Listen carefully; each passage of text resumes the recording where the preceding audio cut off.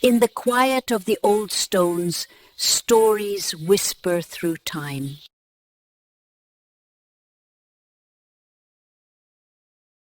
I always believed every house has secrets, but I never imagined a secret could stare back at you from behind a locked basement door. The night I moved into my Aunt Mara's old countryside home, she pointed to that door with a shaking hand and whispered the one rule I was never allowed to break. Never open the basement, not for any reason. Her voice trembled in a way that made the entire hallway feel colder. I remember the porch light flickering behind her as she repeated herself, slower this time, as if forcing me to absorb the weight of her warning. Promise me, Daniel, no matter what you hear, no matter what happens, that door stays shut. And so I promised, because people don't speak like that unless they're afraid of something real. The first night should have been peaceful. Instead, it was the moment I realized silence could have a shape, and it lived directly beneath my feet. At around 2 a.m., while I was unpacking boxes, the house shifted with a low groan. Old wood settling, I told myself. But then came a different sound, soft, slow, measured, like fingertips brushing along the inside of the basement door. I froze, the air in my lungs turning heavy. The sound stopped the second I stepped closer. I pressed my ear to the door and waited, holding my breath, but all I heard was the hum of the refrigerator in the kitchen.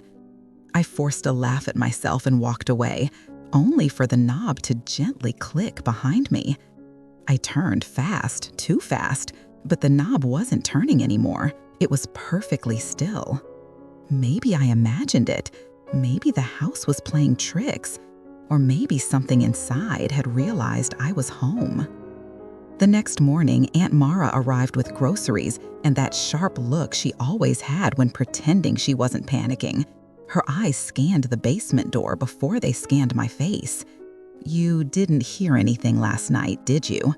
Her voice cracked mid-sentence. I lied. "No, nothing weird." She stared at me long enough to know I wasn't telling the truth, but she didn't argue. Instead, she placed a small brass key into my palm. "If something happens to me," she said quietly, "and if I'm not here when you need me, you'll need this. But don't unlock it unless I tell you myself. Understand?" I nodded, though my hand felt wrong holding that key, like it had weight beyond metal. For the next 2 days, the house behaved itself. No sounds, no knocks, no whispers. I even convinced myself that whatever I heard that night was just exhaustion. Then, on the 4th evening, as I sat reading in the living room, the basement door rattled so violently it shook the picture frames on the wall. The force came in bursts, 3 loud bangs, as though someone was slamming their fists from the inside, desperate and furious. I jumped to my feet, heart racing, and shouted, "Who's there?" Silence followed. I texted Aunt Mara immediately. No response. I called twice. No answer.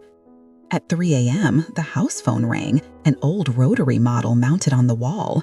I didn't even know it worked. I picked up. "Hello?" Static, then breathing. And then Mara's voice, trembling, rushed out in a whisper. "Daniel, don't open the door until I get there. Something's gone wrong. I need—" The line cut, and the basement door clicked again. I didn't sleep a second after that. Life in that house had always felt temporary. My aunt was the type of woman who lived with her bags half packed, always ready to leave without warning. She never liked talking about the past. She never liked staying still. But when I asked why she chose to keep the old countryside home instead of selling it, she always said the same unsettling sentence. "Some things you don't abandon, you guard them." I thought she meant sentimental things, family photos, inherited jewelry, dusty books. I didn't realize she meant the basement. I didn't realize she meant something alive. Before moving in, my relationship with my aunt had always been strange but affectionate. She raised me during the summers when my parents worked abroad, filling my childhood with stories, puzzles, and strange rules that I assumed were part of her eccentric personality. But nothing prepared me for the way she looked at that basement, like a soldier watching a prison door that must never, ever open. 3 days after the phone call, she still hadn't come home. My calls went straight to voicemail. Her phone was off. That wasn't like her. She always answered, always. The house grew heavier with each passing hour, like the walls themselves were waiting for something. I noticed small things first. The kitchen light flickered every evening at the same time. The basement door handle warmed at random, like someone inside had been gripping it. Shadows near the stairs stretched longer than they should have, bending slightly, as if responding to movement. My sleep became fractured, short, restless moments broken by distant knocks, sometimes soft, sometimes violent. Once, just before dawn, I heard what sounded like someone crying beneath the floorboards. Not loudly, not begging, more like muffled, exhausted weeping. I stood above the basement door, barefoot on the cold wooden floor, thinking maybe, just maybe, I should check. What if someone really is down there? What if Aunt Mara kept someone locked up? The thought chilled me more than the night air, yet it felt disturbingly possible.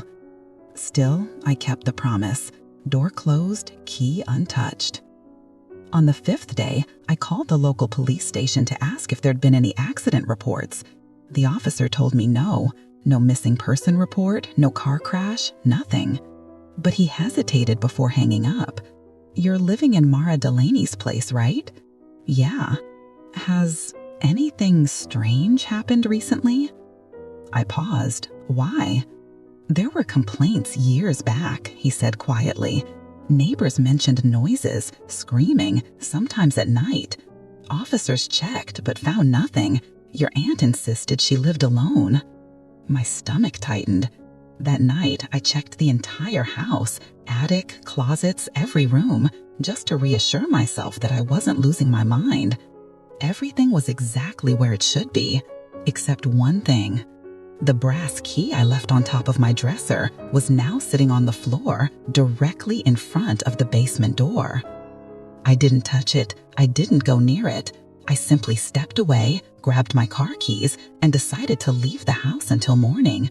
But the moment I opened the front door, the wind howled through the yard, sharp and unnatural, slamming the door shut again with a force that rattled the walls. It was almost as if the house didn't want me to leave. I sat in the living room, clutching my phone, waiting for my aunt, waiting for her message, waiting for some explanation. At 4:17, the basement door whispered. A voice, faint, cracked, familiar. "Daniel, help me." It was my aunt's voice. And this time, she sounded like she was inside the basement.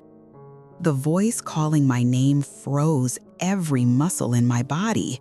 I didn't move. I didn't breathe. It was Aunt Mara, her tone weak, muffled, and trembling, as if she were speaking through layers of concrete. I stumbled toward the basement door, stopping just inches away, straining to hear it again. "Aunt Mara?" I whispered. Silence.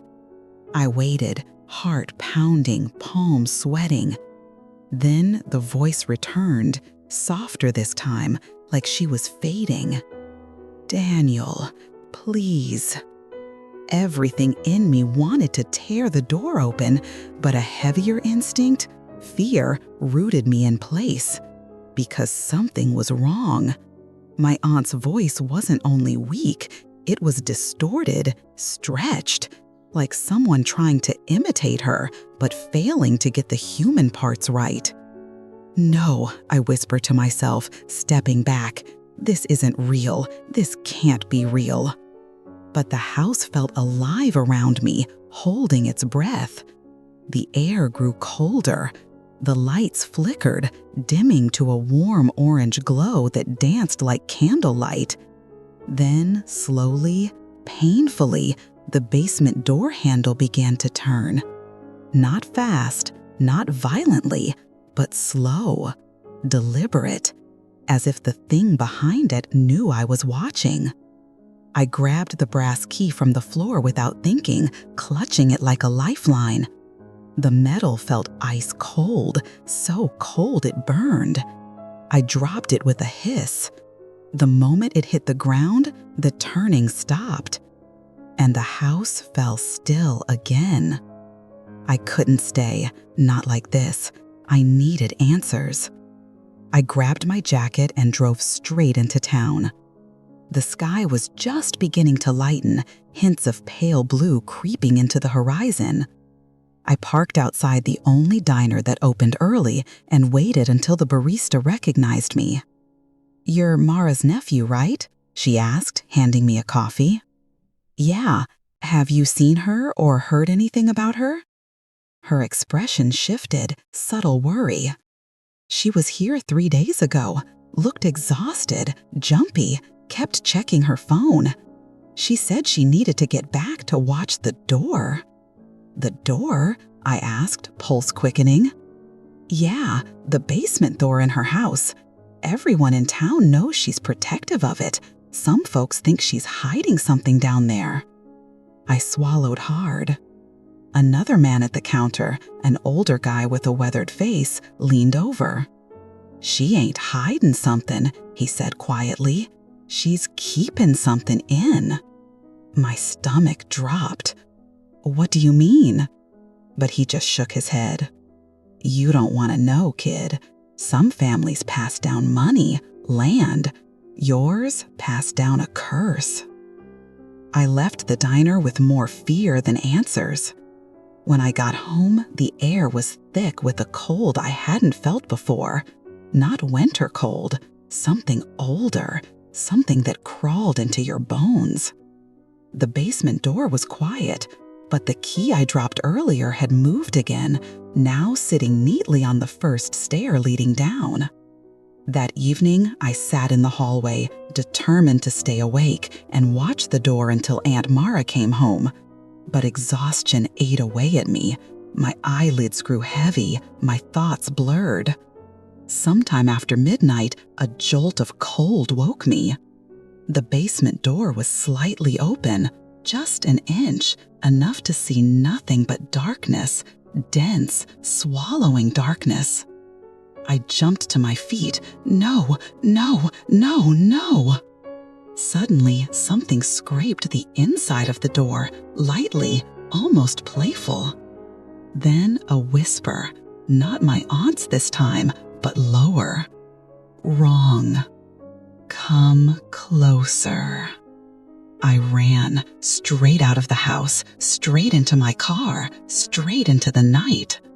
And as I drove, for the first time, I wondered if the basement wasn't the trap. Maybe the house was. I spent the night in my car, parked by the empty church at the edge of town.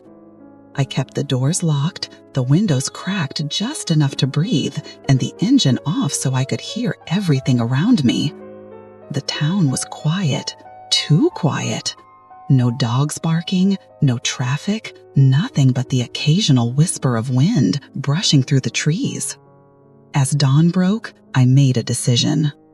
If my aunt was trapped in the basement, I had to know the truth.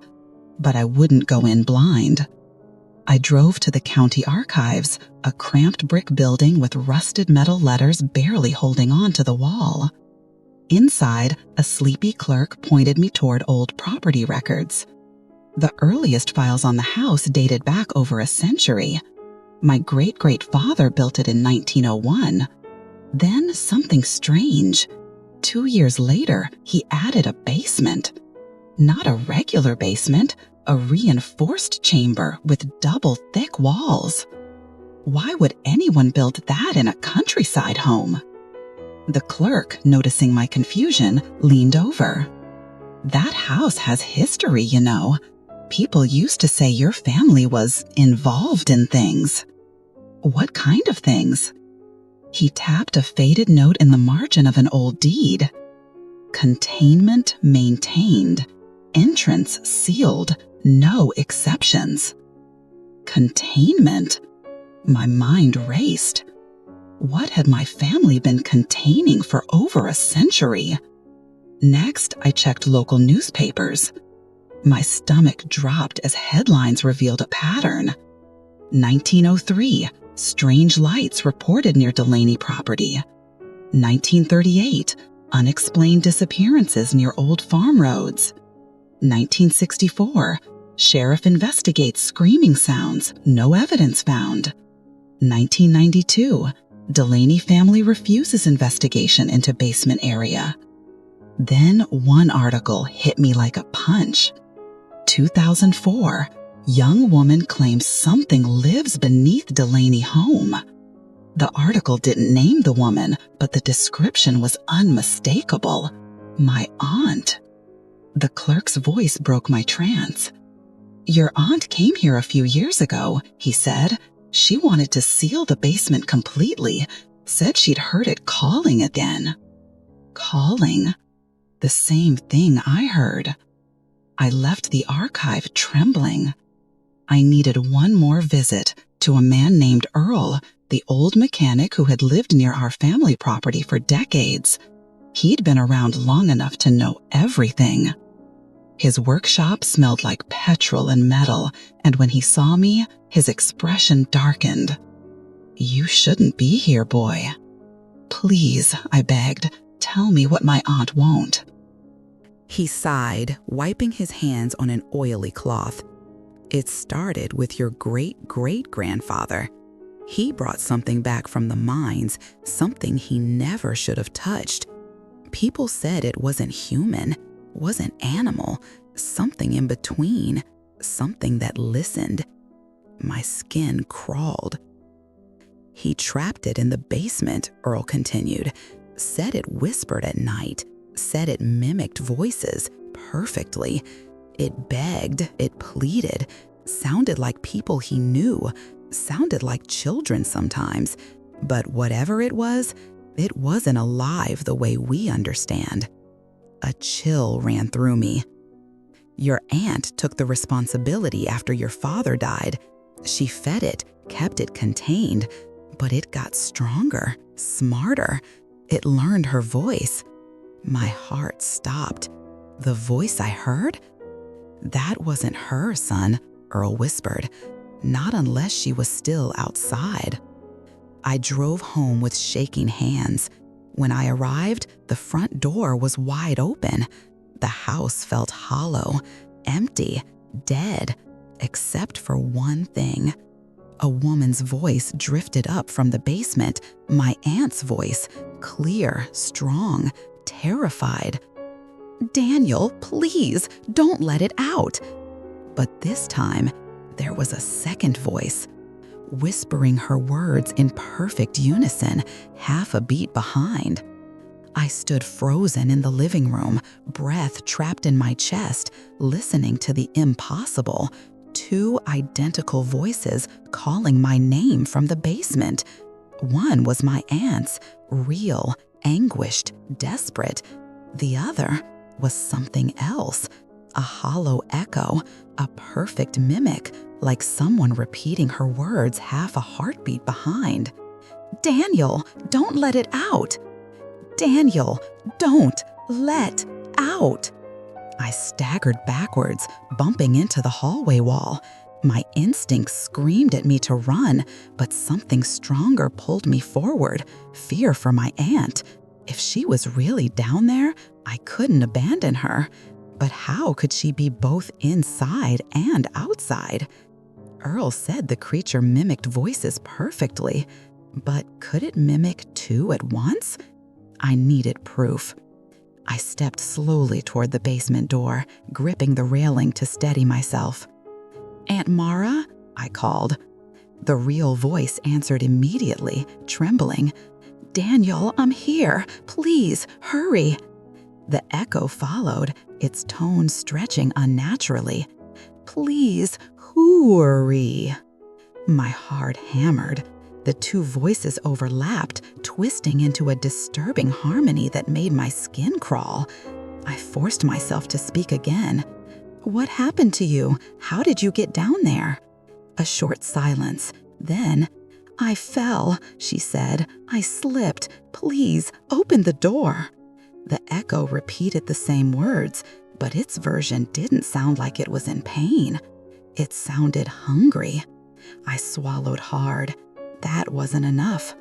When I was younger, Aunt Mara used to ask me a question before bed, a silly thing, something only she and I knew. What do fireflies chase? And I would respond, dreams they left behind. A secret code, something no creature could mimic unless it had been listening for decades. I steadied myself. Aunt Mara, I whispered, what do fireflies chase? A pause, a long one, too long. Then, light, she whispered. Wrong. My knees weakened. Behind the wrong answer, the echo voice repeated it, slow, exaggerated. Light. My aunt wasn't behind the door, but something was. I stumbled back, my breath catching. A cold laugh rattled through the wood, a sound like dry leaves scraping together. The doorknob twitched, turning an inch, then another. Then a new sound stopped my heart. Footsteps behind me. I spun around. There she was, my real aunt, standing in the hallway, pale, exhausted, shaken. Her clothes were torn, and mud covered her arms. The shock nearly dropped me. Aunt Mara? She nodded weakly. You shouldn't have come back. I grabbed her before she collapsed, helping her onto the couch. What happened? What's in the basement? Her eyes were glassy, haunted. It heard you, she whispered. It knows you're home. It's been waiting for you. I felt the air shift. The house responded as if listening. She gripped my wrist hard. It feeds on voices, on memory. It pretends to be trapped so it can get close enough. Once the door opens, she didn't finish. She didn't need to. A heavy thump hit the basement door. Then another. Then a long, low exhale that didn't sound human. It's stronger now, she said, stronger than I've ever heard it. The door rattled violently. My aunt's breathing quickened.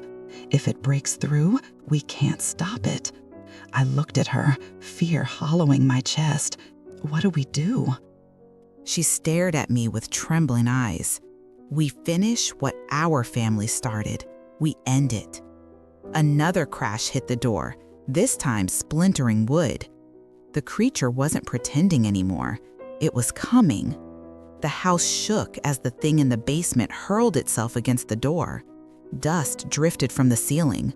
The drywall cracked around the frame. My aunt tried to stand, but her legs buckled. I caught her, guiding her to the kitchen. She pointed to the cupboard under the sink. In there, a metal box. Get it. I dropped to my knees, digging through cleaning supplies until my fingers hit cold steel. A rusted lock sealed it shut. Where's the key? She raised a trembling hand, pointing to her necklace. I unclasped it and unlocked the box. Inside were 3 items. 1, an old leather-bound journal. 2, a metal rod with strange symbols etched into it. 3, a small jar filled with black dust. What is all this? I whispered. She motioned weakly toward the journal. Read. The first pages were written by my great-great-grandfather. The script was shaky, desperate. I brought it up from the mine. I thought it was a man at first, pale, hollow-eyed. But when it spoke, it had my voice. My blood ran cold. He continued. It begged me to help it. It cried like my son. It screamed like my wife. But it did not breathe. It did not blink. It became whatever I feared most. I flipped further. The creature grows stronger each night. Walls cannot contain it. Only the iron sigil can weaken it. Only the ash of the black ore can bind it. That must have been the rod, the dust. My aunt's voice broke through my trance. I've been using the iron for years, tapping the floorboards above the basement every night. It keeps it weak, contained, but I haven't been able to do it for days. I was too tired. The thumping grew louder. The basement door bent inward. I swallowed hard. Why didn't you tell me? Why didn't you ask for help? Her eyes welled with tears. Because it learns.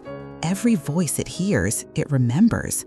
If you stayed here longer, it would have learned yours too.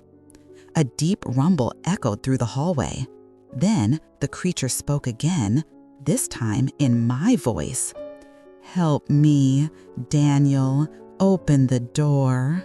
My stomach dropped. My aunt gripped my arm with a burst of strength.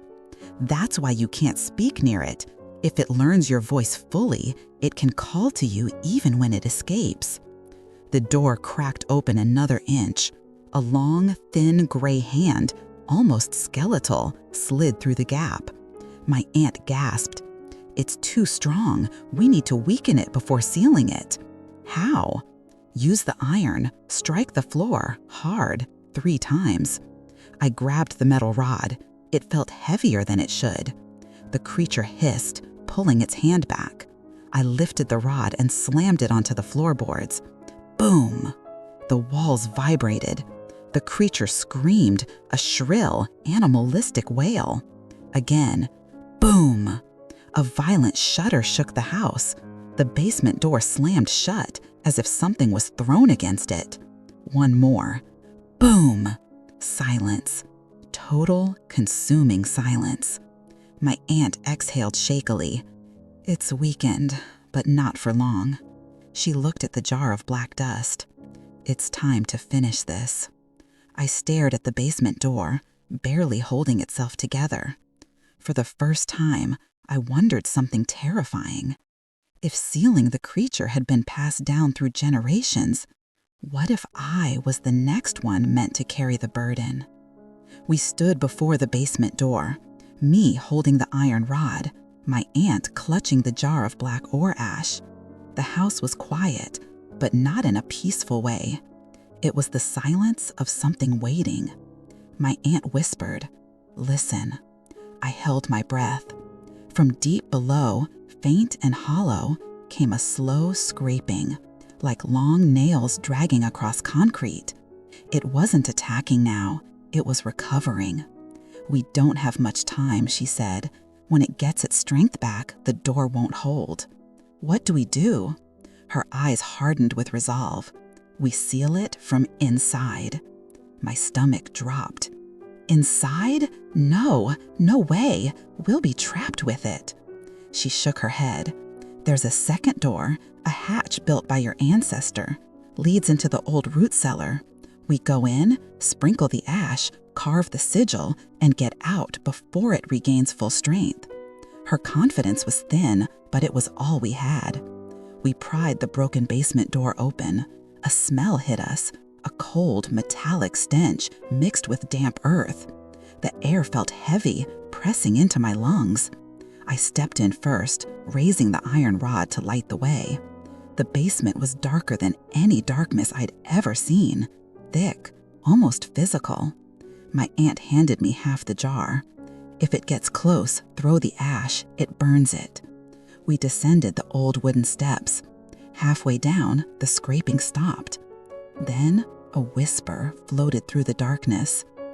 Daniel. My voice. Perfect. Echoing. I clenched my teeth, refusing to respond. My aunt grabbed my sleeve. Don't answer. Don't react. It feeds on familiarity. We reached the bottom. The concrete floor was cracked, and old carvings of symbols covered walls, weak, fading. A narrow tunnel stretched ahead toward the root cellar. Then we heard it. Slow footsteps. Coming toward us. My aunt shoved me. Move!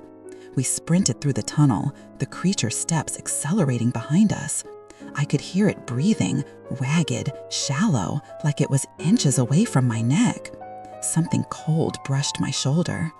We burst into the root cellar, slamming the wooden hatch behind us. My aunt fumbled for the lantern, lighting it with shaking hands.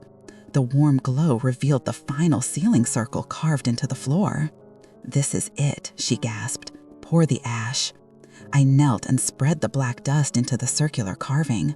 The moment the ash touched the grooves, the floor pulsed with a low hum. The creature screeched from the tunnel, an unearthly roar that shook the wooden beams. It hurled itself at the hatch. Boom! Boom! Boom! Each strike splintered the wood. Aunt Mara, the sigil, finish it! She dropped to her knees, carving the last symbol. The hatch cracked open, and a pale hand shot through, clawing at the floor. I grabbed the iron rod and slammed it down on the creature's fingers. The skin sizzled. It shrieked and recoiled. My aunt finished the final stroke. The carvings ignited in a brilliant white flash. The entire cellar shook violently. A roar ripped through the tunnel, part my voice, part hers, part something ancient and monstrous. Then, silence.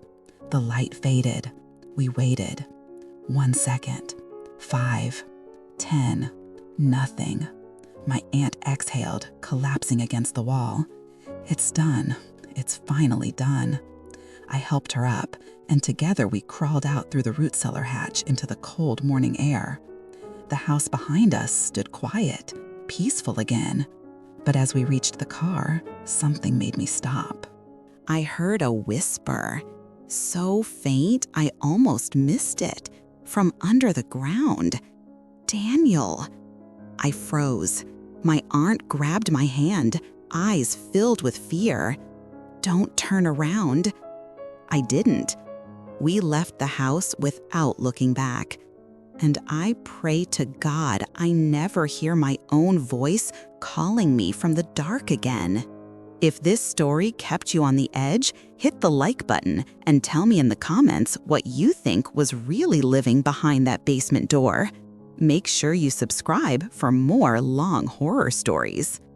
Continue the nightmare. Next story starts now.